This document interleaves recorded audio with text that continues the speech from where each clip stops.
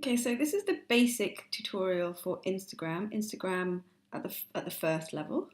And it'll be slightly tricky to show you because actually the thing about Instagram is it's really designed to use on your mobile. You can actually see it on a website, but you can't add or take photos. You can only really view, and it's quite limited in terms of how much you interact with it. It's very much an app that's designed for people using their phones because obviously it's designed around taking photos, which is what people use their phones for. But I'm still going to take you through some of the basics. Instagram is really brilliant. It's particularly good for customers who are between the age of 18 and 34 because the vast majority of users, I think it's almost 70%, are between or within that age range. So if you're working for a business where the demographic of your customers is, I don't know, in their 50s and 60s, then it's probably not the greatest platform. But if you're going for anyone between 18 and 34, it's absolutely brilliant. It's particularly good for customers who are quite creative and just kind of really sociable, people that are really into photography. It's also amazing if you're working for any kind of food business, whether it's a cafe or a restaurant, someone producing artisan goods, because one of the biggest uses for Instagram is actually people taking photos of food and food products. And it's really great for any business that would benefit from showcasing visuals. So if you were working for a business involved in fashion, or making soaps or jewellery or anything where it's actually really great to showcase a product because it's so brilliant in terms of making your photos look great.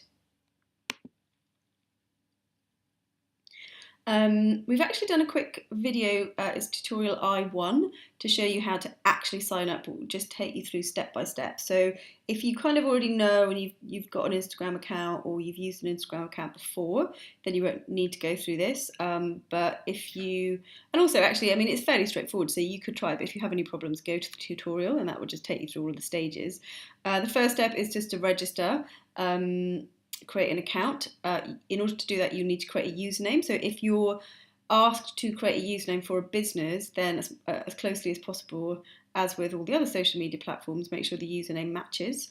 And if that username has already been taken, just think carefully about what your alternate username would be and don't change it too much. Then you can just add a really, really short like bio about you or the business that you're working for. You can link to a website and then you can add a photo much the same way as you can with Twitter.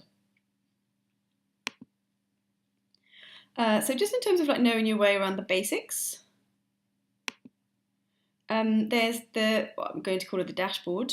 So if you pull it up on your phone, along the bottom, there are basically a number of different icons that represent home, popular, photo, news and profile, and they look like this.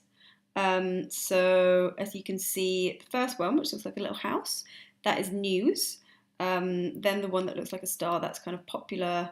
Then the middle one is really where you handle taking and uploading the photos.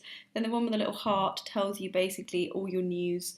And the last one is your actual profile. So just a bit more about what they actually are. So home, this basically shows you the latest photos from the people that you follow and your friends. So I guess it's quite similar to your home feed in Twitter or your news feed in Facebook. Popular, so this pulls up really popular content, and there are genuinely some really beautiful photos to be found in here, but also this is where you can search for users or tags to discover things, which is great. So you basically just click user or tag in the search, and then you can quite easily find either people you know or stuff around your local area, or if you did hashtag food, you would find hundreds of thousands of photos, basically, of people taking photos of food. So the central button is, as the name suggests, basically where you handle all of the photography. So in there, you either take a photo and add it into Instagram straight away, or you can upload a photo that you've taken previously, which is great. So actually, if you've got a great backlog of photos that you like, you can just start pulling them in. It doesn't have to be from the moment that you set up the account. So in the kind of the news, this is basically sort of the activity. It's a summary of activity on your account. So basically you'll get updates on people that like your photos, people that comment on your photos, and then if you comment on other people's photos and they respond, you will get an update on that. You will also be told anyone that's following you. So you just get a little summary of all of the activity. And then in the, what looks like a small television profile icon, this is just basically where your profile is. So you can actually just see all the photos you've added. You can kind of review them. You can also find your friends. You can edit your profile, and you can connect to your other social media platforms. So you can kind of integrate your Facebook and your Twitter, because you might want to share your photos, or you probably will want to share your photos via some of your other social media platforms. So Instagram is really well designed to integrate, because I think that the people that set it up really realised that it will be used in conjunction with other social media platforms, and that would be the most sense, because so you would take photos and you want to make them look amazing, and then you would share them with the sites that you were already using. So when it comes to working with photos, which is obviously what Instagram really is designed for, so if you go to the little photo button in the middle and you press it, then basically you will pull up the next stage, which is where you actually take the photo. And if you press the middle button again, you will actually take a photo using your camera right there and then, and start to play around with that. Or there's a little icon to the left, which is basically where you then go to upload a photo from your phone that you've taken in the past. There's another little icon on the right, which is about videos, but videos come into the advanced tutorial, so don't worry too much about that for now. Just work with photos to start off with. So once you've kind of taken a photo or uploaded a photo, basically it pulls your photo in. One of the first things you'll realise is that you have to crop it, because Instagram basically only works with perfect square. So you're likely to have photos, unless you take it then and there, you're likely to have photos you've uploaded that they won't be square, they will be rectangular, either in a portrait or in a landscape. So the first thing to do is to kind of crop around whatever the focal point of your photo is, or whatever you think looks nice. And then once you've cropped it in the right place, the next stage, once you think that that's working, is to basically go to the filters, which is what Instagram is all about. And basically the filters will appear in the bar all along the bottom, and you just kind of scroll through and press, and you can just try each one out in turn and see which one looks nicest. And they're all basically professional photographic filters, so they will make pretty much any photo look a million times better. And sometimes you can take a photo that looks quite average, but actually when you apply some filter to it, it actually can really look amazing.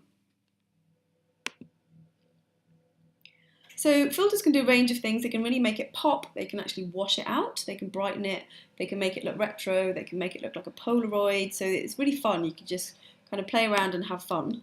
The ones that I tend to use are these, so Amaro and Sierra. When you kind of scroll along, you find those ones, they're quite soft, quite gentle. Rise and Valencia are also quite soft, but they're more warm, they have much warmer tones. Hudson has very cold tones and makes the photo quite flat, which sometimes works really nicely. X Pro 2 and Lo-Fi will basically make your photos super colourful and playful, but actually they don't necessarily always work, because the contrast they make sometimes you can't really see the photo very well. So you will see when you use those, sometimes it will make it look amazing, and sometimes it will make it too dark and you won't really be able to see what's going on. Nashville and 1977 are very retro. So Nashville is very oldie worldly, kind of Wild West. 1977 is exactly what it suggests. It's very kind of a 70s wash. And then Willow is black and white. So if you're thinking about filters for businesses, there's sort of, I guess it's a slightly different take on this, because if you're just, doing stuff for fun, then you can go crazy and you can use lo-fi and you can be playful and you can be really colourful. But if you are working with a business that is fairly traditional, then you might want to avoid those very, very playful filters, and just go for the slightly more subtle professional filters, like the sort of the top three. the retro styling and the X Pro 2 and Lo-Fi are, they're really, really fun, and they totally work for some brands, but they just might not work for others. So just have a think about that. So I'm just going to show you some before and afters, just so you can actually see what I mean before you go ahead and try it out for yourself. So this is a photo of some street art that I took in London.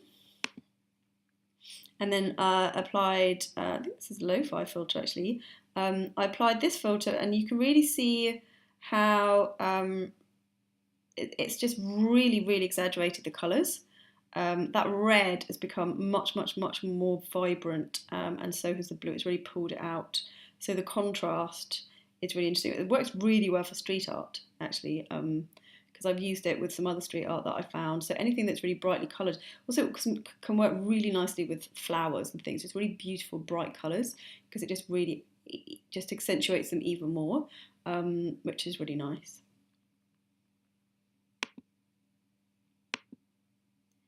It's just a photo of some jewellery in a shop window, and actually it's a bit of a crap photo because there was a glass wall, so there's quite a lot of reflection, but the jewellery itself is really beautiful.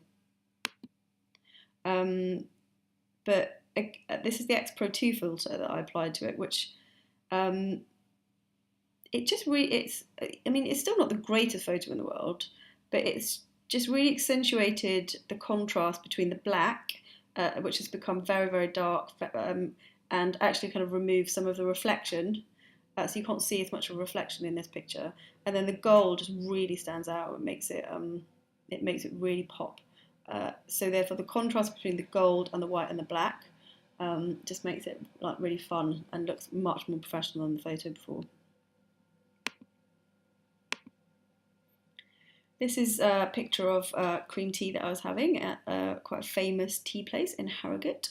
And actually it's just a really beautiful tea set. And I actually wanted to make it, because I thought the composition just really reminded me of a painting. I could just really imagine an Edward Hopper painting, something that's just slightly kind of textured. So actually that's the kind of look that I was trying to create when I tried the different filters out.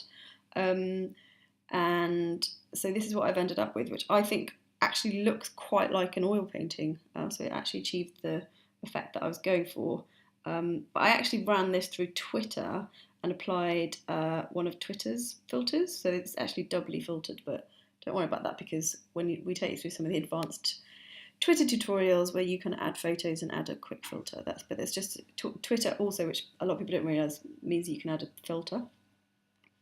But yeah, that one, I was really pleased with that one. It really does look like a painting. This is just a really straightforward photo of some toys.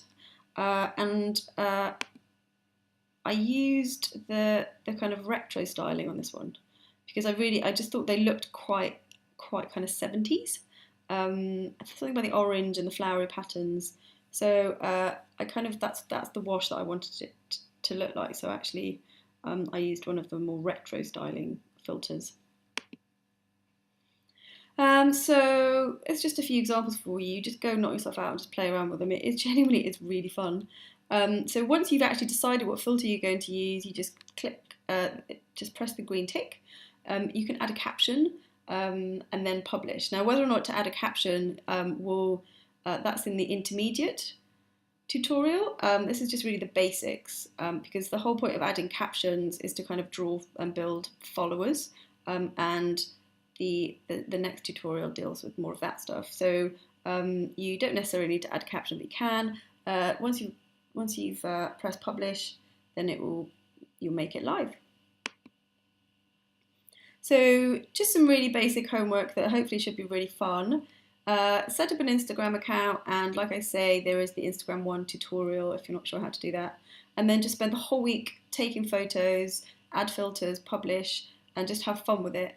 And try and watch the intermediate and the advanced. So maybe if you spend 3 days, 4 days just getting the hang of it, taking photos, uploading photos and having fun, and then watch the intermediate tutorial and then follow the homework for that, and then build up to the advanced tutorial depending on how you're getting on.